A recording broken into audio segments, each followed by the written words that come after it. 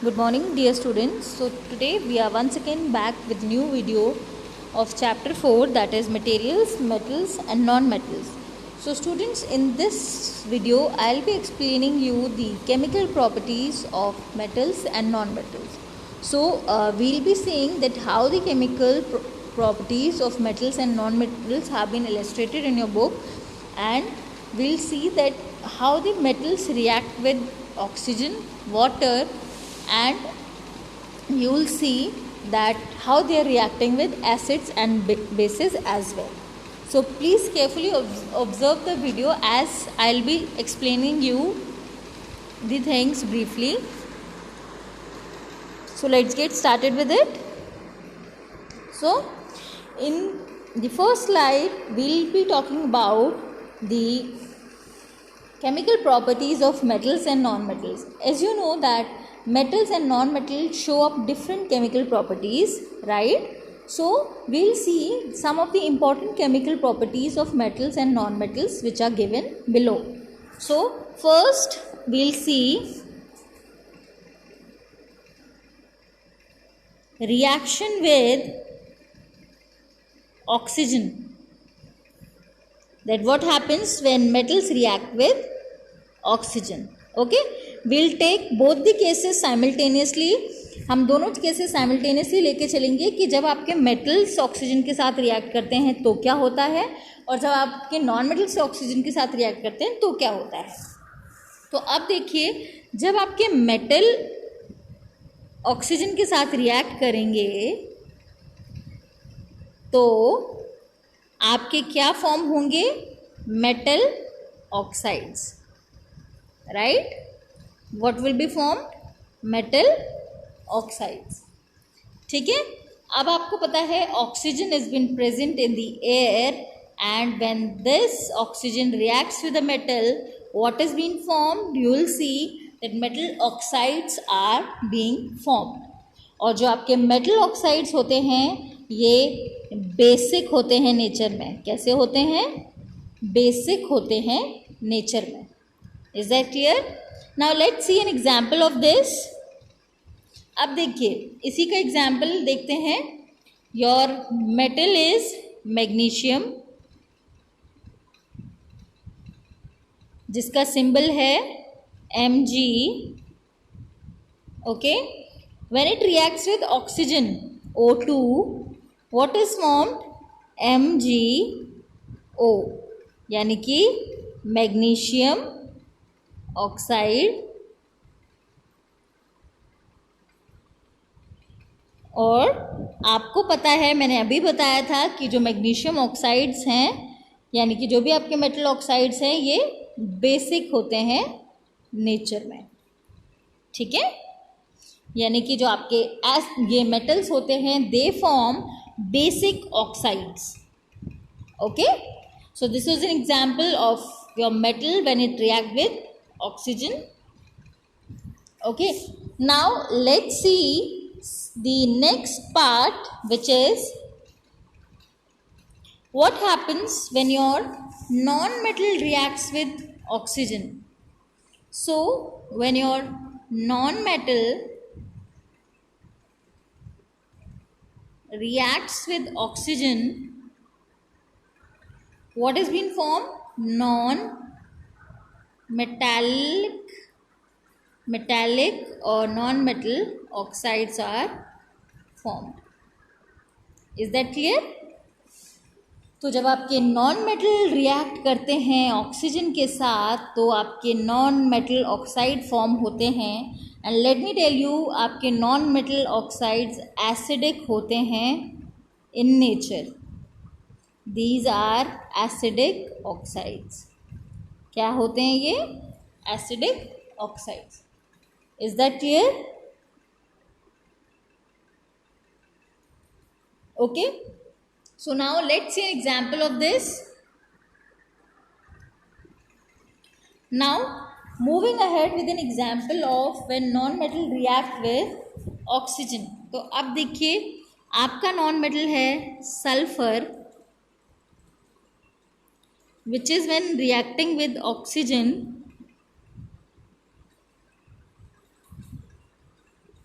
what will happen? Sulphur dioxide मिलेगा आपको, which will be acidic in nature. ये कैसा होगा? एसिडिक होगा. Is that clear? ओके. उसी तरीके से आप देखिए काफ़ी सारे एग्जाम्पल्स दे रखे हैं. You can refer to any of the examples, और जो आपको सिंपल लगे आप वो मेमोराइज भी कर सकते हैं. But before that you should understand कि क्या होता है जब आपके metals and non metals react करते हैं ऑक्सीजन के साथ. तो जैसा कि आपने देखा, आपका नॉन मेटल सल्फर था, जब ये ऑक्सीजन के साथ रिएक्ट किया तो क्या बना आपका? SO2. Is that clear? तो इसी के साथ आपने देखा कि जब आपके मेटल्स के साथ आपने ऑक्सीजन का रिएक्शन करवाया तो you have seen that metal oxides are formed, and whereas when your non-metals are reacting with oxygen, you have seen that non-metallic oxides are forming. अब देखिए, we'll see that what is the difference between the oxides of metal and non-metal. ठीक है, तो आइए वो देखते हैं. So please remember that the metal oxides, बात करते हैं metal and non-metal. तो जो आपके मेटल होते हैं, मेटल ऑक्साइड्स, वो बेसिक होते हैं नेचर में,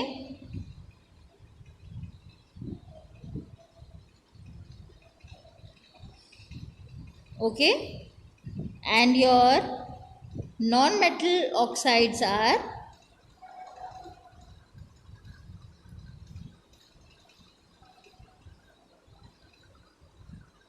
एसिडिक इन नेचर. ठीक है, इज दिस क्लियर? तो अब देखिए बच्चों, अगर मैं ये बात कहूँ कि ये मेटल ऑक्साइड्स आपके बेसिक होते हैं, नॉन मेटल ऑक्साइड आपके एसिडिक होते हैं, तो आपने पढ़ा है कि हाउ विल यू जज that it is basic and it is acidic. आप कैसे इनका टेस्ट कर सकते हैं?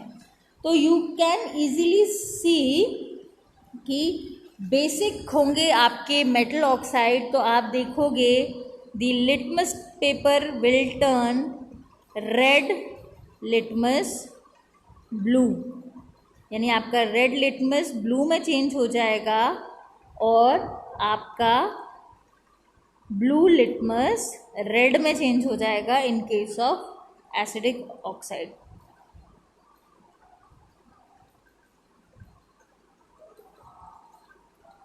Is that clear?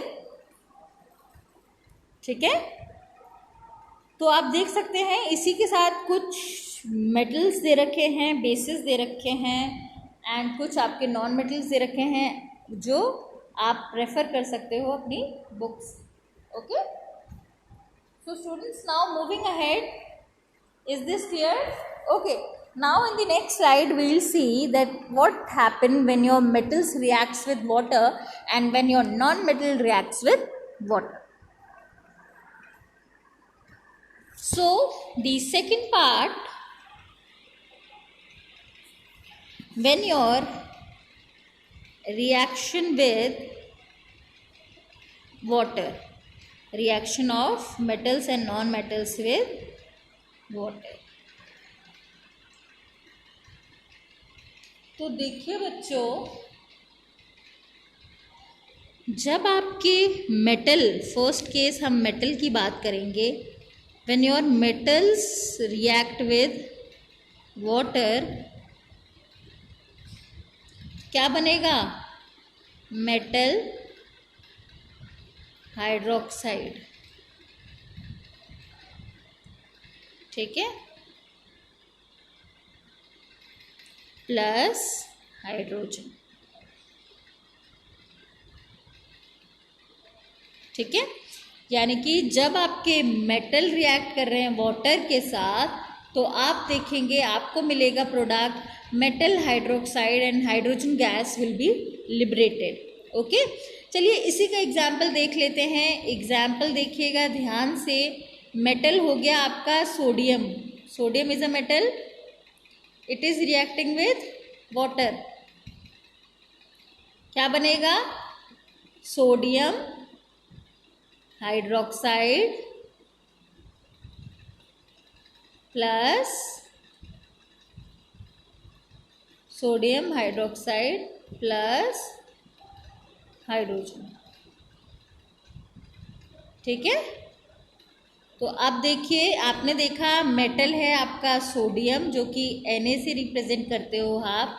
जब वो वाटर के साथ रिएक्ट करेगा तो आप देखोगे क्या बनेगा? NaOH and hydrogen gas. ठीक है, is this clear? So this was about reaction of metal with water, and now we'll see what will happen when the non-metal react with water. Okay?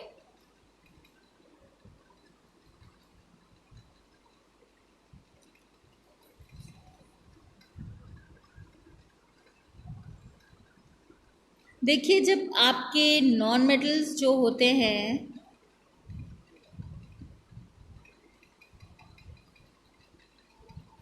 वो water के साथ react करते हैं तो there is no result, यानी कि it is clear कि the non metals do not react with water.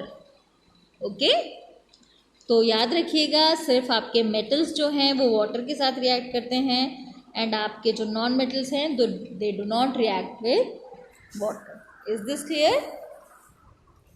अब देखिए, इसी का एग्जाम्पल है कि मेटल आपके जो वाटर के साथ रिएक्ट कर जाते हैं, इसीलिए सोडियम जो कि एक रिएक्टिव मेटल है, it is been stored under kerosene because वो वाटर के साथ रखने में भी it generally react. Okay, now moving ahead we'll see that what happens when metals react with acids and bases.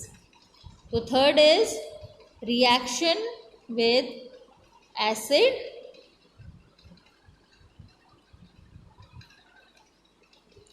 तो देखिए बच्चों, ये आप प्रीवियस क्लासेस में भी पढ़ चुके हैं that when a metal react with acid you have seen that salt plus hydrogen gas has been liberated. Okay, तो याद रखना हमेशा जब भी आपका मेटल एसिड के साथ रिएक्ट कर रहा है तो एक सॉल्ट बनेगा और हाइड्रोजन गैस लिबरेट होगी। इसी का एग्जाम्पल अब मैं आपको समझाने जा रही हूँ। ध्यान देना कि जब आपका मेटल एसिड के साथ रिएक्ट कर रहा है तो क्या होगा। तो देखिए, आपका मेटल है कोई भी magnesium, when it is reacting with acid हो गया आपका hydrochloric acid, that is HCl, यानी कि ये आपका मैग्नीशियम है, मैंने सिंबल्स लिखे हैं, and this is your hydrochloric acid. ठीक है, तो क्या बनेगा? Magnesium chloride plus hydrogen gas, यानी कि magnesium chloride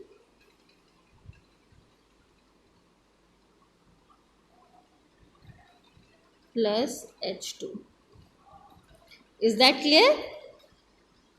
I hope this is clear that when your metal is reacting with any acid, and here I have taken hydrochloric acid, तो क्या बनेगा? आपका सॉल्ट बनता है जो कि है magnesium chloride and your hydrogen gas is liberated. Okay, so now students moving ahead and we will see what happen when your non-metals react with acids. So let me tell you, your non-metals do not react with dilute acid, so there is no reaction when the non-metals are being reacting with acids. So fourth part we'll see that reaction with bases.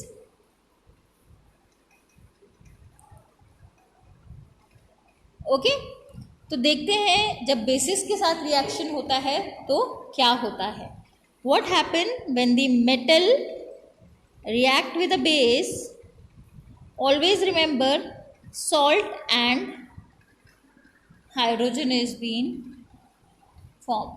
जैसा कि आप देख रहे थे previously हो रहा था, उसी तरीके से मेटल्स जब आपके बेस के साथ रिएक्ट कर लेंगे तो भी सॉल्ट बनेगा और हाइड्रोजन गैस लिबरेट होगी. Okay but in case of non metals let me tell you, कुछ नॉन मेटल्स आपके बेसिस के साथ रिएक्ट कर जाते हैं बट कुछ नॉन मेटल्स आपके बेसिस के साथ रिएक्ट नहीं करते हैं. Okay is that clear? So moving ahead, now I will be telling you about reactivity series. Reactivity series. Okay, now reactivity series क्या होती है ये समझिए. आपके जो मेटल्स होते हैं वो एक वर्टिकल कॉलम में अरेंज होते हैं. ये आपकी क्या है? Vertical column. ठीक है, ये आपकी वर्टिकल कॉलम है और आपके जो मेटल्स हैं वो वर्टिकली अरेंज्ड किए गए हैं in order of their decreasing reactivity. यानी सबसे ज़्यादा रिएक्टिव ऊपर और सबसे कम रिएक्टिव नीचे. यानी जैसे जैसे आप नीचे आते जाओगे आपकी जो रिएक्टिविटी है वो कम होती जाएगी. डिक्रीजिंग ऑर्डर यही तो होता है, बड़े से छोटा, यही है ना, डिक्रीजिंग रिएक्टिविटी. तो रिएक्टिविटी सीरीज बेसिकली क्या होती है स्टूडेंट, वो सुनिए आप कि reactivity series is the arrangement of metals in a vertical column in order of their decreasing reactivities is called the reactivity series of metals. अब आप देखिए इसी सीरीज में जो मेटल्स हैं आपके वो प्लेस करे गए हैं और सबसे ऊपर आता है आपका मोस्ट रिएक्टिव मेटल जो कि है पोटेशियम.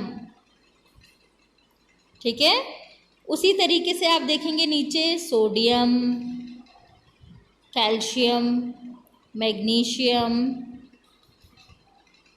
ठीक है, तो आपकी ये जो सीरीज है ये चलती जाएगी एंड आपका जो लीस्ट रिएक्टिव मेटल आ जाएगा वो होगा गोल्ड.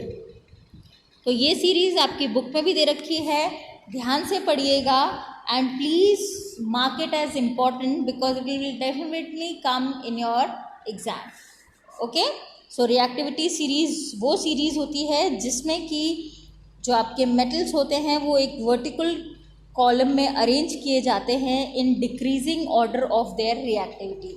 यानी कि डिक्रीजिंग ऑर्डर का मतलब जो सबसे रिएक्टिव मेटल होगा वो सबसे ऊपर होगा और जो सबसे कम रिएक्टिव मेटल होगा वो सबसे नीचे होगा. Is that clear? Okay, so this was all about the reactivity series and the part which I have taught in the class today. So tomorrow we will be continuing with the displacement reactions and the uses of metals and non-metals, which will be the last part of the chapter. और उसी के साथ हमारा chapter complete हो जाएगा. ठीक है, and then we will be moving forward with the question and answers, high frequency words and the activities. Okay, so students, please listen to the video carefully and in case of any problem you can ask me in the class tomorrow. Thank you and have a nice day and stay blessed.